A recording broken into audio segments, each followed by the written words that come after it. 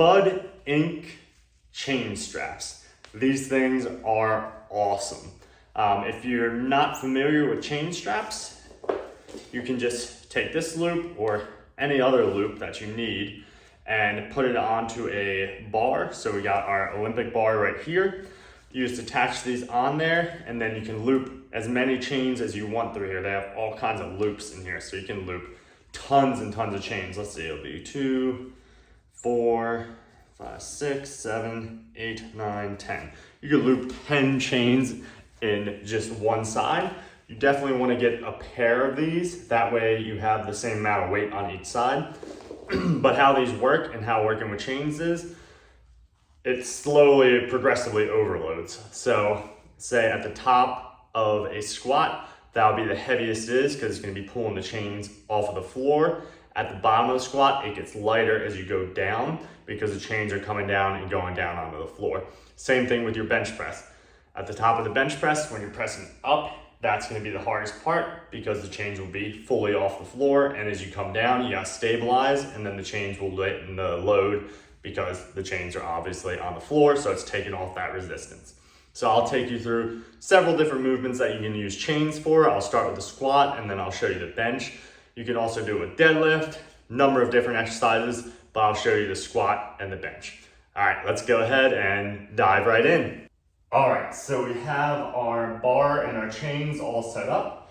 I'm using the Rogue chains, so they have a sleeve on them, so they're not quite as loud.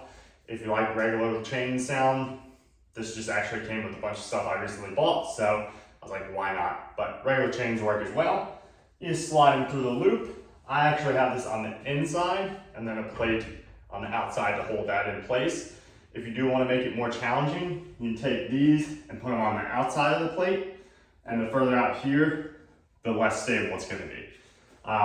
Just for time's sake, I wanted to do it this way, so I put them on first, and I was like, oh, I want to put some weight on there. So I'll show you how this works, and let's go ahead and do it. You'll notice that I have to stabilize a lot more, especially on the way down. So abs are going to have to be tight.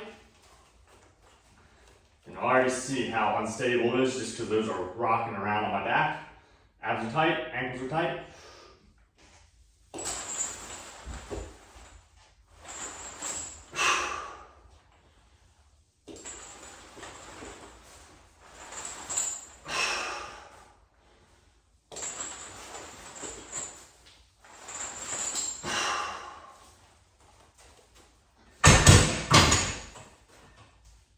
So as you can see, that makes it a lot harder. But as you're coming down, you gotta really stabilize, keep those hips stable, keep the feet stable. Come down, the resistance gets lightened, and then as you come back up, that resistance is gonna get harder because it's pulling those chains up off the floor. All right, let's go check out the bench press.